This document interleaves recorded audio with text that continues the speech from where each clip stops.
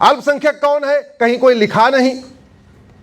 फिर भी अलीगढ़ मुस्लिम यूनिवर्सिटी अब माइनॉरिटी यूनिवर्सिटी है और बीएचयू न माइनॉरिटी है न मेजॉरिटी है, सबका साथ सबका विकास। तो बीएचयू के कंपटीशन में एएमयू बना। एक और कंपटीशन में काम हुआ जिसके बारे में देश में चर्चा कम होती है।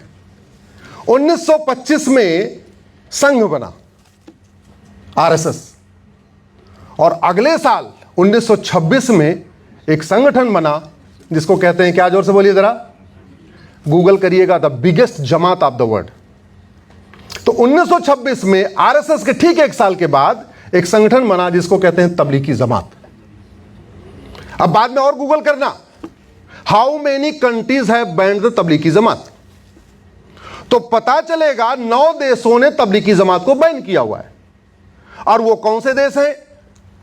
किर्गिस्तान, अजरबैजान, अरब। तो जो संगठन का मुख्यालय भारत में है, जिस संगठन के बारे में भारत के लोगों को ही नहीं पता, न जन एक्स को पता, न जन वाई को पता, न जन जी को पता, न जन जेड को पता, न जन ओल्ड को पता, न जन,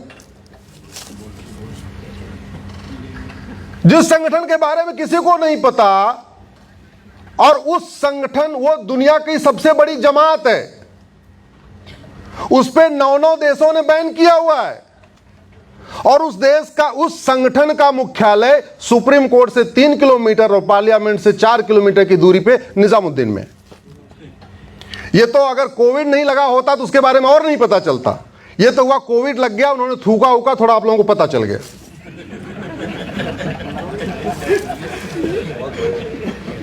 उसके पहले किसी को पता था क्या? नहीं पता था। अब थोड़ा थोड़ा पता चल गया। अंबानी जी ने डाटा फ्री कर दिया, 300 रुपए के 1 GB डेटा होता तो और नहीं पता चलता। बहुत सारे काम का श्रेय अंबानी जी को जाना चाहिए, क्योंकि उन्होंने डेटा में कंपटीशन कर दिया। बोले डाटा अनलिमिटेड रहेगा, अनलिमिटेड रहेगा, सब लोग अब सुनने लग गए, समझने लग गए। हमारे आपके संपर्क का सबसे बड़ा कारण वही है, डाटा फ्री। तो अब आप ये बताइए, भारत पाकिस्तान के विभाजन में सबसे बड़ी भूमिका किसने निभाई? जमात इस्लामी ने। बांग्लादेश में समय नरसंहार में सबसे बड़ी भूमिका किसकी है? जमात इस्लामी की। अफगानिस्तान में हिंदुओं के नरसंहार में सबसे बड़ी भूमिका किसकी रही? जमात की। और दुनिया की सबसे बड़ी जमात कौन सी है? जोर से बोलिए। और तबलीगी जमात का मुख्यालय कहां है? दुनिया के 9 देशों ने बैन किया, भारत ने कभी बैन किया क्या? बैन करना तो छोड़ो, कभी चर्चा भी नहीं हुई। तो हम सुरक्षित हैं या असुरक्षित हैं? जोर से बोलिए जरा। 1931 की जो जनगणना हुई थी, अंग्रेजों ने 1881 में शुरू किया, हर 10 साल में जनगणना होती थी। 1931 की जनगणना में सिंध में हिंदू 70% थे, लड़काना में 65% थे, सिंध के हैदराबाद में 65% थे, लगभग हर जगह 65-70। तो जब वो 65-70 रहे होंगे 1931 में, तो कभी सोचा होगा कि 15 साल के बाद क्या होने वाला है? सोचा था क्या? जोर से बोलिए। नहीं, सोचा नहीं था। लेकिन जो नहीं सोचा वो हुआ कि नहीं हुआ? आडवाणी जी ने सोचा था, राम जेठमलानी जी ने सोचा था, इंद्र कुमार गुजराल साहब ने सोचा था, मनमोहन सिंह जी ने सोचा था, पृथ्वीराज कपूर, राज कपूर, सुनील दत्त, प्रेम चोपड़ा, अमरीश पुरी, मदन पुरी, गुलजार, इन लोगों ने सोचा था कि उनके साथ अगले महीने क्या होने वाला है। जब 1947 में जनवरी में संक्रांति मना रहे थे, मार्च के महीने में होली मना रहे थे, जून के महीने में और त्योहार मना रहे थे, तो सोचा था क्या कि अगले महीने क्या होने वाला? सोचा था क्या? नहीं। लेकिन जो सोचा था वो हुआ कि नहीं हुआ? जोर से बोलिए जरा। हुआ।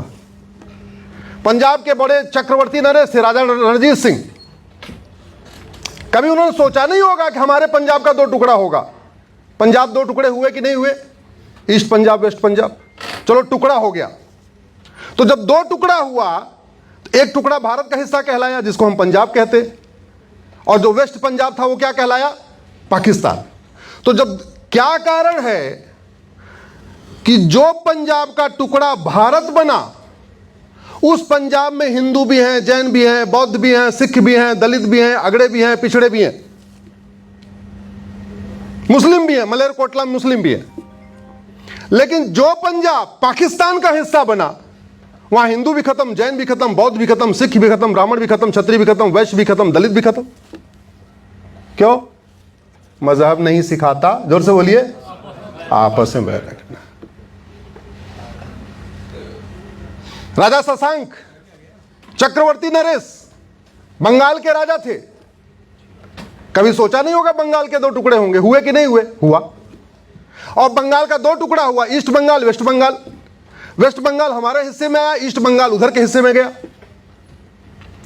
क्या कारण है कि वेस्ट बंगाल जो हमारे हिस्से में आया, वहां ब्राह्मण, क्षत्रिय, वैश्य, दलित, हिंदू, मुस्लिम, सिख, ईसाई, पारसी सब हैं। लेकिन जो ईस्ट पंजाब बांग्लादेश बन गया,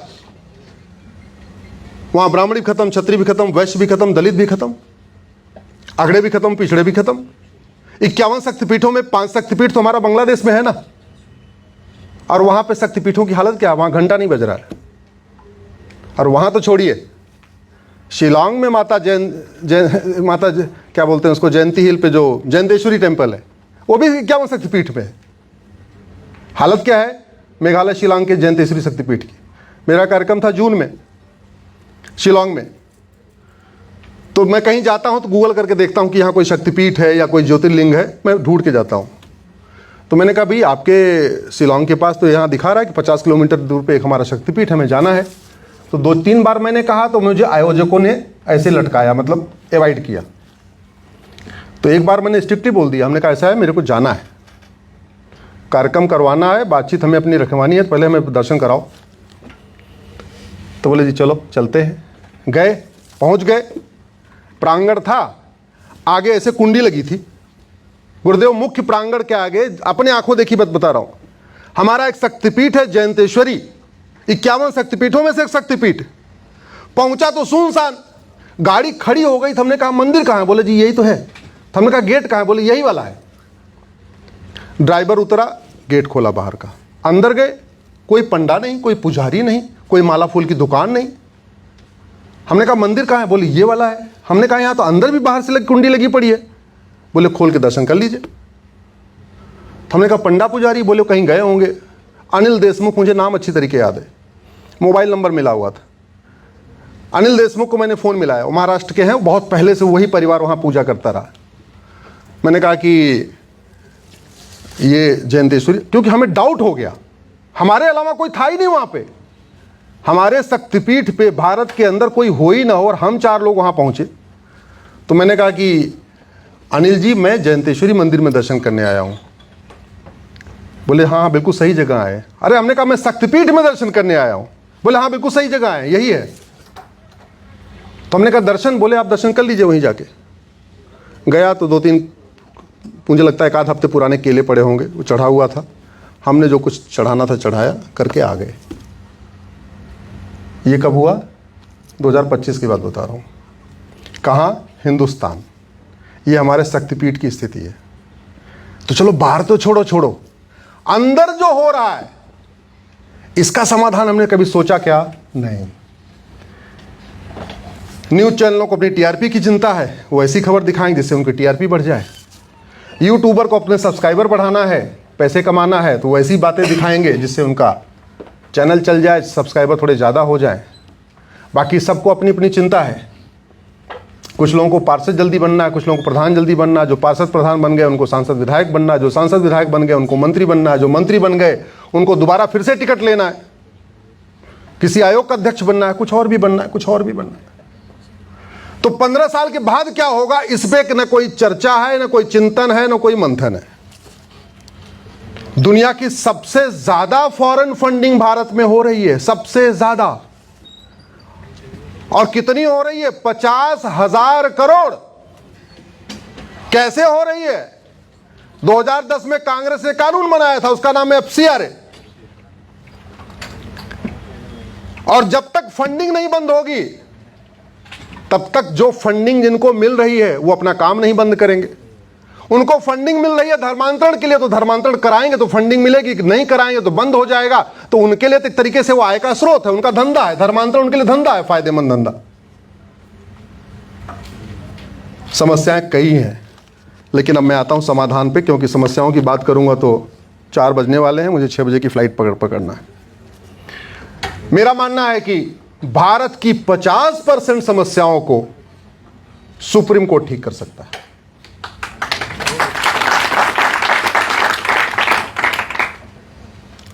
जो सुप्रीम कोर्ट लोकसभा में 2/3 बहुमत से पास किया गया, राज्यसभा में 2/3 बहुमत से पास किया गया, देश की आधी विधानसभाओं से अप्रूव किया गया एनजेएसी एक्ट को खत्म कर सकता है, क्या वो सुप्रीम कोर्ट अपनी शक्तियों का उपयोग करके भारत में जस्टिस विद इन ईयर नहीं कर सकता? क्या जोर से बोलिए जरा।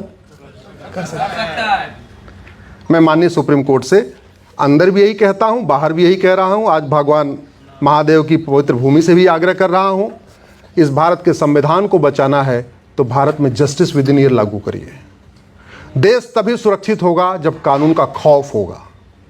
देश तभी सुरक्षित होगा जब दानवों को फटाफट दंड मिलेगा। देश तब सुरक्षित होगा जब संविधान की शपथ लेने वाले मानव और दानव में अंतर करेंगे और मानवाधिकार मानव का होता है, दानव का नहीं, इस बात को समझेंगे। देश तब सुरक्षित होगा जब इस बात को समझेंगे आम का पेड़ और बबुल का पेड़ एक समान नहीं होता।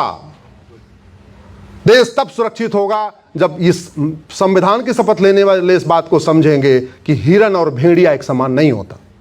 दुर्भाग्यवश संविधान की बहुत गलत व्याख्या की जा रही है। कैसी व्याख्या हो रही है? कह रहे हैं भाई article 14 equality before law, equal protection of law, सब लोग एक समान हैं। तो अब व्याख्या कैसे हो रही है? आम भी पेड़ है और बबुल भी पेड़ है, equality before law, equal protection law, इसका मतलब जितना खाद पानी आम को मिल रहा है उतना ही खाद पानी बबुल को भी मिलना चाहिए। अब रिजल्ट क्या होगा? उतने खाद पानी के बाद आम तो मीठा फल देगा, लेकिन उतने खाद पानी के बाद बबुल के कांटे जो पहले छोटे छोटे हैं वो मोटे मोटे हो जाएंगे कि नहीं? जोर से बोलिए जरा। और ये नेचर का नियम है कि आम और बबुल कभी एक साथ सर्वाइव ही नहीं करते, सर्वाइव कर ही नहीं सकते। मानव और दानव कभी एक साथ सर्वाइव कर ही नहीं पाए, देव दानव कभी एक साथ सर्वाइव कर ही नहीं पाए। इतिहास उठा के देख लीजिए, देवासुर संग्राम हुआ, मानव दानव संहार हुआ, मानव राक्षस का युद्ध हुआ, मानव दानव चलता रहा, हो ही नहीं सकता। देश तब सुरक्षित होगा जब भारत में आतंकवादियों, अलगाववादियों, माओवादियों, नक्सलियों, इनकी 100% प्रॉपर्टी जब्त होगी, इनकी सिटीजनशिप खत्म होगी और इनको साल साल भर के अंदर फांसी दिया जाएगा। बड़े शर्म की बात है, रामपुर सीआरपीएफ कैंप में आतंकवादी घुसे, अंधाधुंध गोलियां चलाई, 8 लोग मारे गए और 2 दिन पहले जिला अदालत ने 5 में से 4 को फांसी दिया था, 1 को आजीवन कारावास दिया था और डिस्ट्रिक्ट कोर्ट, हाई कोर्ट के 2 न्यायमूर्ति जिन्होंने कभी आतंकवाद का सामना नहीं किया है, शायद आतंकवादियों का साक्षात देखा भी नहीं होगा, कभी उनके घर में आतंकवादियों ने हमला भी नहीं किया होगा, उन्होंने वहीं कागज पढ़ के उनको बरी कर दिया। देश इसलिए खतरे में है कि मुंबई में बम ब्लास्ट, ट्रेन में बम ब्लास्ट करने वाले सबूत के अभाव में बरी हो गए। जब मुंबई में बम ब्लास्ट हुआ था गुरुदेव, उसी समय स्पेन में भी बम ब्लास्ट हुआ था, मैड्रिड में बम ब्लास्ट हुआ था। हमारे देश के आतंकवादी जिन्होंने ट्रेन में बम ब्लास्ट किया उनको सबूत के अभाव में छोड़ दिया गया। स्पेन में, मैड्रिड में जिन्होंने